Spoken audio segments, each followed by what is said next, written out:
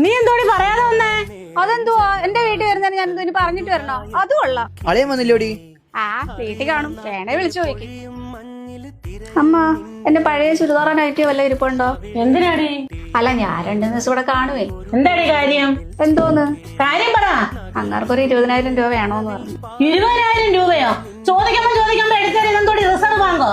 പൈസയുടെ ആവശ്യം വരുമ്പോഴേ ഇങ്ങോട്ട് വരത്തോളല്ലേ? ഇവിടെ പൈസ ഇല്ല, തേങ്ങയില്ല, ഇപ്പൊ അവിടെ നോക്കണം. സാരല്ലേ, പൈസ ഇല്ലേ, ഇവിടുന്ന് അറേഞ്ച് ചെയ്ത് കൊടുക്കാം.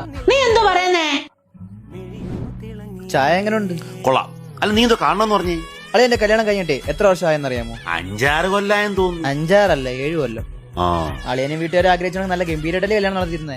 ആണ്. ഇത്രയും നാളാട്ടെ ഞങ്ങൾക്ക് എന്തെങ്കിലും ആവശ്യമുണ്ടോ, ഞങ്ങൾക്ക് എന്തെങ്കിലും ബുദ്ധിമുട്ടുണ്ടോ എന്ന് ചോദിച്ചാൽ അളിയൻ വിളിച്ചിട്ടുണ്ടോ? അതിന്റെ ആവശ്യമില്ലല്ലോ, നിനക്ക് നല്ല ജോലിയും കാര്യങ്ങളൊക്കെ ഇല്ലേ? അപ്പൊ അളിയന് ജോലിയില്ലേ? ജോലി കൊണ്ട് പറഞ്ഞിട്ട് കാര്യമില്ലടാ. ഭാര്യയും കൊച്ചുങ്ങളൊക്കെ ആയപ്പോഴേ ഭയങ്കര ചെലവാ. പിന്നെ എന്തെങ്കിലും ആവശ്യമുണ്ടെങ്കിൽ നീ ഉണ്ടല്ലോ. അത് പറയാനാ ഞാൻ വിളിച്ചേ. ഇങ്ങനെ ഇടക്കിടയ്ക്ക് ഒന്ന് ചോദിക്കുമ്പോഴേ തരാൻ വീട്ടിൽ പൈസ ഒന്നും ഇരിപ്പില്ല. തരാല്ലെങ്കിൽ സാരമല്ല, അവളെ കൊച്ചിനെ വീട്ടിൽ കൊണ്ടാക്കി കഴിഞ്ഞാൽ കൊണ്ടായിക്കും, അത് സാരമില്ല, അവരെ ഞാൻ നോക്കിക്കോളാം. പക്ഷെ വേറെ കാര്യമുണ്ട്.